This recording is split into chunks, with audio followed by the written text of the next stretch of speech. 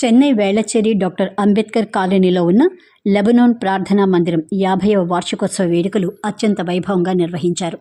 ఈ వార్షికోత్సవ వేడుకలు సంఘ కాపరి reverend yes. Julius David Selvakumar సారథ్యంలో సాగాయి. ఈ వేడుకలకు ముఖ్య ప్రసంగికులుగా ఫిలడెల్ఫియా మినిస్ట్రీస్ ప్రత్యేక కరస్పాండెంట్ రెవరెండ్ ఎస్. నథానియల్ పాల్గొని డిసెంబర్ 8, 9, 10 తేదీలలో 3 రోజుల పాటు ప్రత్యేక దైవ సందేశాన్ని అందించారు. సమాజంలో క్రైస్తవులు నడుచుకోవాల్సిన విధానాన్ని ఉపదేశించారు. ప్రతి ఒక్కరితో ప్రేమతో నడుచుకోవాలని, యేసుక్రీస్తు సూచించిన మార్గంలో సాగాలని సూచించారు.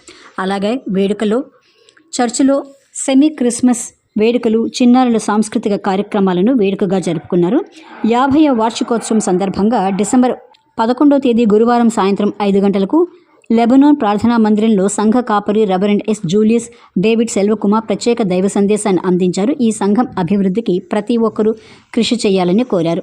వేడుకల్లో సంఘ అధ్యక్షులు బివి జోసెఫ్, కార్యదర్శి డి రూబెన్, కోశాధికారి ఆర్ జయరాజ్, కమిటీ సభ్యులు RB Joseph, D Daniel, RJ David, A Mohan, youth సభ్యులు పాల్గొని లెబనాన్ ప్రార్థనా మందిరం 50వ వార్షికోత్సవ వేడుకలను విజయవంతం చేశారు. ఈ సందర్భంగా 500 మందికి మటన్ బిర్యానీని అన్నదానంగా అందించారు.